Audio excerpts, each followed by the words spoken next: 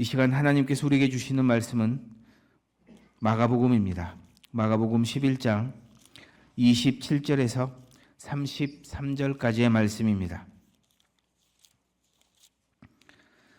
마가복음 11장 27절에서 33절까지의 말씀, 저와 여러분이 함께 한 절씩 합독하시겠습니다. 그들이 다시 예루살렘에 들어가니라. 예수께서 성전에서 거니실 때에 대제사장들과 서기관들과 장로들이 나와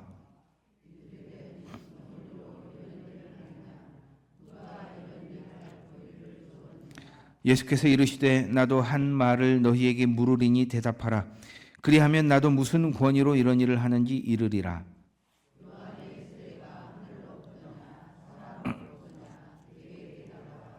그들이 서로 의논하여 이르되 만일 하늘로부터라 하면 어찌 그를 믿지 아니하였느냐 할 것이니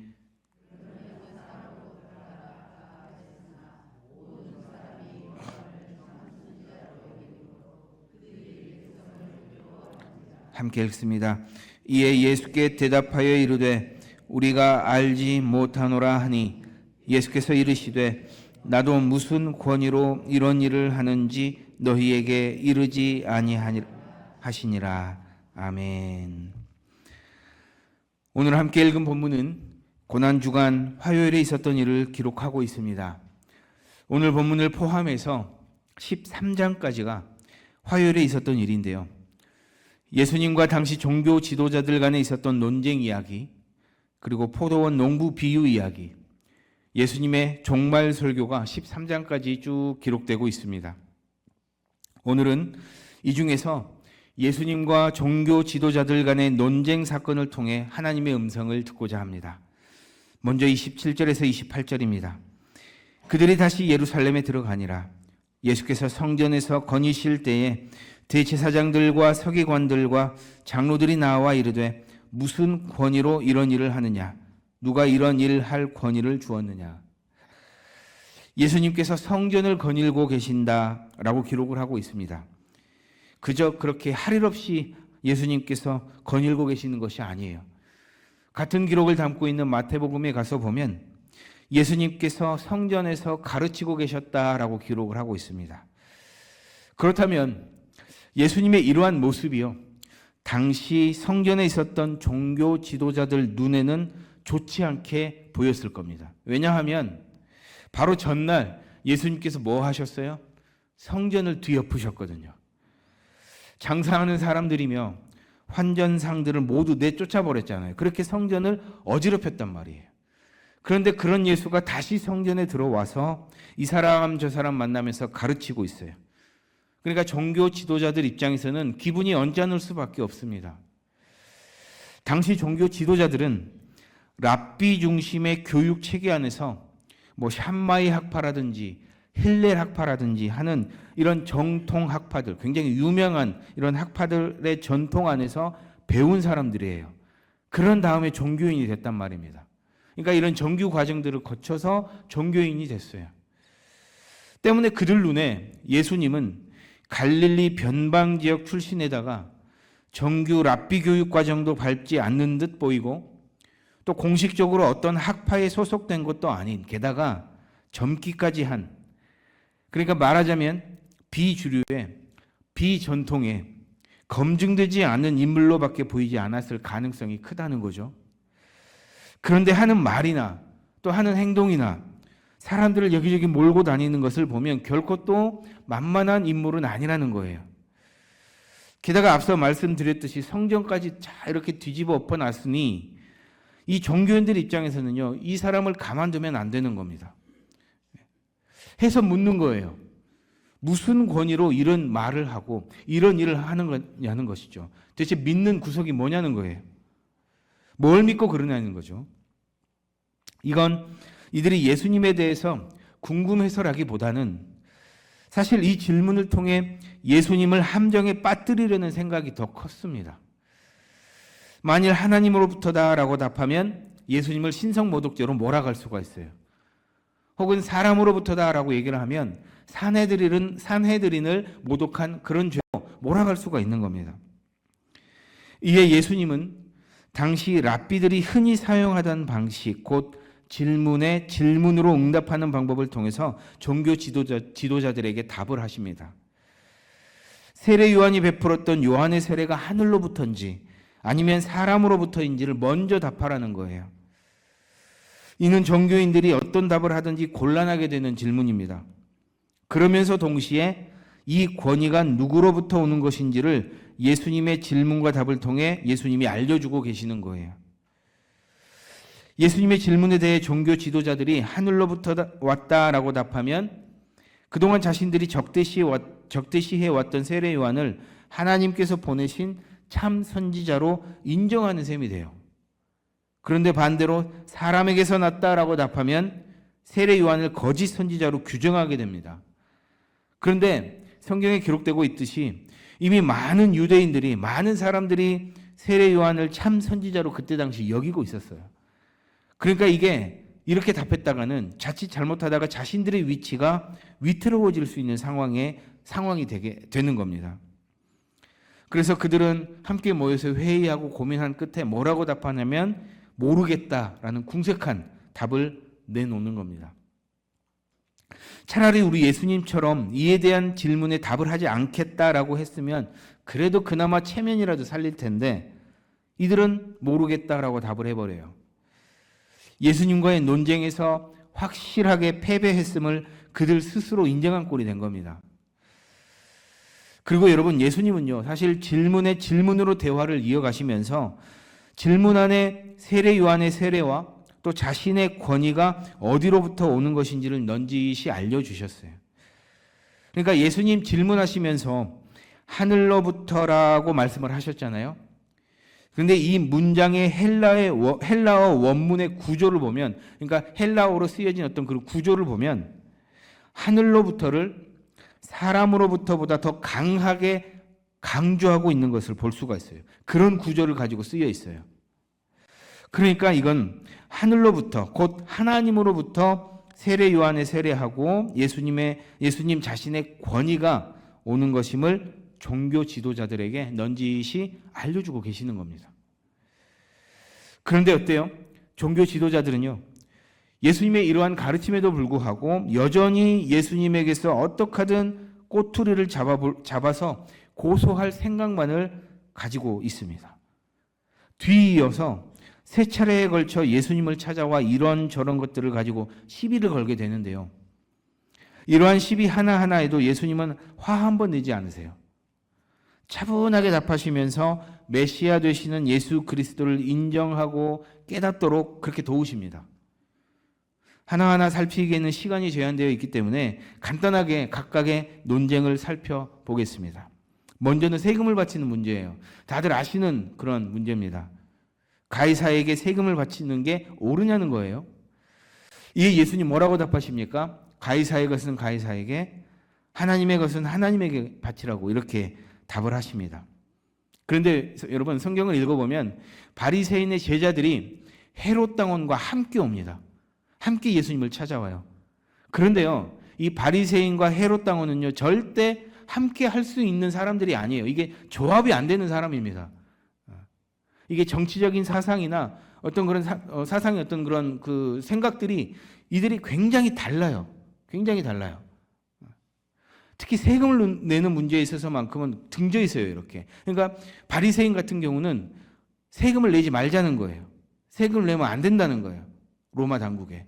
근데 헤롯 당원은 말 그대로 헤롯 당원이잖아요. 헤롯의 사람들인 거예요. 그러니까 로마 제국에 세금을 바쳐야 된다 라는 어떤 그런 생각들을 가지고 있는 거예요. 그러니까 이렇게 등져 있는 사람들이 함께 온 겁니다. 그러니까 이걸 보면 이들의 의도가 드러나죠. 그렇게 질문을 던져놓고 예수님이 뭐라고 답하시든지 간에 이거는 꼬투리를 잡을 수밖에 없어요. 이렇게 답하면 여기가 들고 일어나고, 이렇게 답하면 여기가 들고 일어나고 하는 거예요. 근데 여기에 예수님이 뭐라고 답하시냐면 형상에 대해서 얘기를 해요. 동전 안의 형상, 누구의 형상이 이렇게 그려져 있냐라고 예수님께서 물으시고, 가이사의 것은 가이사에게, 하나님의 것은 하나님에게 드리라고 말씀을 하시는 거예요. 이건 뭐냐? 가이사의 형상이 있는 것은 가이사에게 주고 하나님의 형상이 있는 너희들은 하나님께 바치라는 얘기예요. 그러니까 당시 부패한 종교 지도자들, 형식주의에 빠져 하나님을 바로 보지 못하는 이들에게 하나님의 형상을 찾을 것을 말씀하고 계시는 거예요. 조용히 그들을 타이르시는 겁니다. 그럼에도 종교 지도자들은요, 깨달을 생각을 하지 못해요. 이번에는 사두개인들이 예수님을 찾습니다.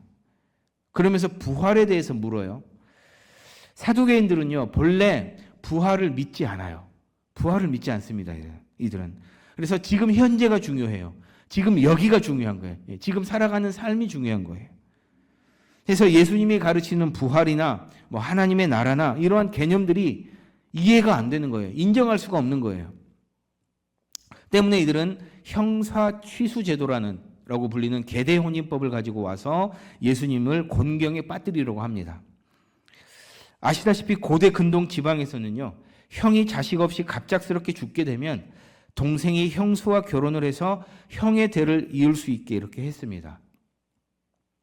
그러니까 이제 이를 가지고 사두개인들이 만일 7 형제가 모두 자식 없이 죽게 되면 후에 형의 아내는 누구의 아내로 하나님의 나라에서 살아가는 겁니까? 라고 물은 거예요. 이에 예수님께서 형의 아내다라고 답하면 그럼 나머지 6은 뭐가 됩니까? 라고 물으면서 꼬투리를 잡을 수 있고, 혹은 예수님이 모두의 아내다라고 답하면 아니 하나님 나라, 당신이 생각하는 그 하나님의 나라는 가정의 질서도 없습니까? 라고 이렇게 물으면서 또 꼬투리를 잡을 수 있는 거예요. 이에 예수님은 뭐라고 답하시냐면 사두개인들이 너희들이 하나님의 나라에 대해서 오해했다, 잘 알지 못해서 그랬다라고 얘기를 하시면서, 그때는 하나님의 나라가 왔을 때는 하나님의 나라는 장가도 안 가고 시집도 아니 가게 된다. 모두가 천사와 같이 된다라고 말씀을 하셔요. 하나님의 나라, 장차 도래할 천국에 대해서 차분하게 다시 가르쳐 주시는 거예요. 그렇게 또 하나의 논쟁이 맞춰지는 때쯤에 이들의 논쟁을 가만히 지켜보고 있었던 한 사람이 있었어요. 서기관이었는데 이 서기관이 예수님께 이렇게 질문을 합니다. 뭐라고 질문을 하냐면 모든 계명 중에 가장 첫째가 무엇입니까? 라고 물어요. 짧고 간단한 질문 같은데요. 사실 이게 굉장히 수준 높은 질문입니다. 예수님이 어떠한 대답을 하든지 간에 다 걸려들 수밖에 없는 그런 질문인 거예요. 그때 당시 상황을 좀 알 필요가 있는데요. 예수님 당시에는요, 율법 학자들이 고민이 굉장히 많았어요. 굉장히 많았어요. 613가지의 율법이 있어요. 613가지의 율법이 있는데 그걸 놓고서 가만히 보니까 이걸 모두 다 지키기가 힘들거든요. 그러니까 자기네들도 이 율법을 다 지킬 수 없다는 걸 알아. 그러니까 어떻게 생각을 하냐? 중요도를 이렇게 딱 매기는 거예요. 중요도. 그래서 제일 중요한 거, 가장 중요한 게 하나 있고 또 그렇지 좀 덜 중요한 율법이 있다는 거예요. 그러면서 우리가 율법을 다 지키기 어려우니까 제일 중요한 걸 먼저 좀 지키자. 그러면서 융통성을 가져보려고 했다는 거예요. 이게 참 그렇잖아요, 여러분. 하나님의 말씀이 더 중요하고 덜 중요하고 어디 있겠습니까? 이게 참 웃기는 일이에요. 그런데 그러한 일들이 있었어요.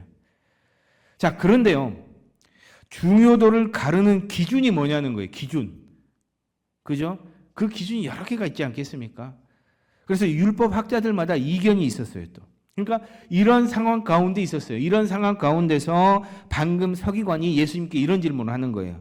그러면 예수 당신이 생각하는 가장 중요한 율법 조항이 뭐냐는 거예요. 그러니까 예수님께서 어떤 조항을 딱 내걸면 이거는 다 걸려들어 넘어가게 되어 있는 거예요, 이거는. 그런데 예수님이 어떻게 답을 하시냐면 어떤 한 가지의 율법 조항으로 답하지 않으시고 율법을 관통하고 있는 그 율법의 본래의 뜻.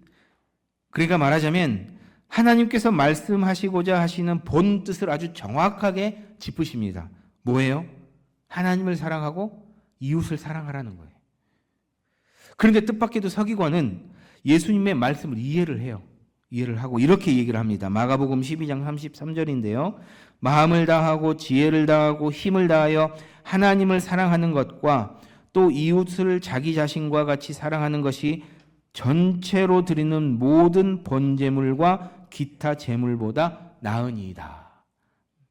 그러니까 이 서기관은 종교 지도자로서 일말의 양심을 가지고 있었던 것 같아요. 그러면서 예수님께서 하시는 행동과 예수님께서 하시는 말씀들, 그리고 또 바리새인 사두개인과 논쟁을 벌이는 이런 과정 가운데서 뭔가가 깨달음이 있었던 것 같아요.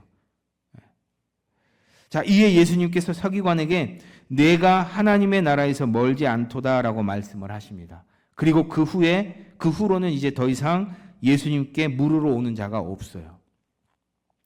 그런데 같은 기록을 담고 있는 마태복음에 가서 보면 바로 이후에 이어서 당시 종교 지도자들에게 예수님께서 막 화를 쏟아내는 그런 장면이 기록됩니다. 그러니까 앞선 서기관 외에 대부분의 종교 지도자들은 여전히 예수님에 대한 완악한 마음을 버리지 못한 것으로 보여져요. 이에 논쟁 중에는 차분히 답하시고 가르치시고 잘못된 것을 바로 세우셨던 예수님이 다음 장에서 종교 지도자들을 향해서 화를 선포하게 되시는 겁니다. 지금이라도 깨닫고 돌아오도록 안타까운 마음으로 마지막까지 외치시는 것이죠. 여러분, 이렇게 변론의 날에 있었던 4가지 논쟁에 대해서 간단하게 살펴봤습니다. 우리는 각각의 논쟁을 통해 고난주간 어떠한 마음가짐을 가져야 하는지를 보게 돼요. 먼저는 정직한 신앙인으로 하나님 앞에 서야 합니다. 세례 요한의 세례가 어디로부터 비롯되었는가에 대한 예수님의 질문에 종교 지도자들 모르겠다라고 답을 하거든요. 궁색한 대답을 내놓는 거예요. 그런데 사실 그들이 진리를 몰라서가 아니었어요. 말씀드렸듯이 당시 유대인들은요, 세례 요한을 참 선지자로 여겼습니다. 그들 역시도 알았다는 거예요. 다만 인정하기 싫은 거예요. 침묵했던 거예요. 거부했을 뿐입니다. 그러니까 하나님 앞에 정직하게 서지 못했던 겁니다. 우리의 삶을 되돌아보았으면 좋겠습니다. 모른 척 넘어가려는 내 안에 죄가 있지는 않은지, 인정하고 싶지 않은 그러한 일들이 있지는 않은지, 하나님 앞에 감추려 하기보다는 주님 그렇습니다. 주님 맞습니다. 그러니 이제는 돌아서게 해 주십시오. 그렇게 부르짖으면서 정직하게 우리 모두가 하나님 앞에 서는 그러한 삶을 살아가셨으면 좋겠습니다. 다음으로 삶 전체를 하나님께 드려야 합니다. 세금 문제를 가지고 왔던 바리새인들과 헤롯 당원들에게 예수님은 동전의 형상을 이야기하시면서 하나님의 것은 하나님께 바치라고 말씀을 하셨어요. 이는 하나님의 형상으로 창조된 우리, 곧 우리 하나님의 형상인 우리가 누구의 것이라는 거예요? 하나님의 것이라는 거예요. 그러니까 하나님의 것이기 때문에 우리 모두를, 우리 전체를 하나님께 드리는 삶을 살아가야 한다. 온전히 바치는 그러한 삶을 살아가야 한다라고 말씀을 하시는 것입니다. 그런데 종종 우리는요, 나도 모르는 새에 예배는 하나님께 드리고 삶은 내 생각대로 우리의 삶을 나누면서 살아가게 됩니다. 나도 모르는 새에 그런 삶을 살아가고 있음을 보게 돼요. 삶의 일부만을 드리는 겁니다. 이번 한 주 고난주간 우리의 삶을 되돌아보고 일부가 아닌 삶 전체를 하나님께 드리는 그러한 결단이 있기를 소망합니다. 다음으로 영혼을 바라보는 신앙, 부활 소망을 가지고 살아가야 합니다. 사두개인들은요, 지금 현재만을 중요시하며 살았어요. 지금이 중요한 거예요. 지금. 다른 것 보지 않아요. 그래서 쾌락만을 쫓게 되는 겁니다. 영혼이 없어요. 부활도 없어요. 하나님의 나라도 없어요. 해서 예수님의 말씀을 제대로 이해하지 못했죠. 그런데 우리 예수님 분명하게 말씀하고 계셔요. 하나님은 산 자의 하나님이다라는 거예요. 그 하나님은 영원하시고 아들 예수 그리스도를 다시 살게 하셔서 우리 모두에게 부활 신앙을 가지고 하늘나라를 소망하며 살아가게 하셨다라고 말씀을 하고 계십니다. 여러분, 이 사실을 믿으신다면 부활 신앙을 잘 간직하고 우리를 위해 예비해 두신 저 하늘나라를 소망하면서 지금의 삶을 최선으로 살아가는 우리 모두가 되셨으면 좋겠어요. 마지막으로 사랑으로 신앙을 회복해야 합니다, 여러분. 예수님은 가장 큰 계명이 무엇이냐는 서기관의 질문에 하나님의 사랑, 이웃사랑이라고 말씀하셨어요. 율법을 관통하는 것, 성경을 꿰뚫는 것은 여러분 다름 아닌 사랑입니다. 예수님을 이 땅 가운데 보내신 것도 하나님의 사랑이잖아요. 십자가에 달리신 것도 우리를 향한 예수님의 진한 사랑이었습니다. 죽으신 예수님을 다시 부활하게 하신 것도, 그렇게 우리가 부활 신앙을 가지고 천국을 소망하며 살아가게 하신 것도 역시 사랑이었어요. 그 사랑을 우리가 받았습니다. 그렇다면 이제 우리가 그 사랑을 이웃에게 나누고 베푸는 삶을 살아야 되지 않겠습니까? 그렇게 하나님의 사랑으로, 예수님의 사랑으로 다시 일어서고 회복하는 우리 모두가 되었으면 좋겠습니다.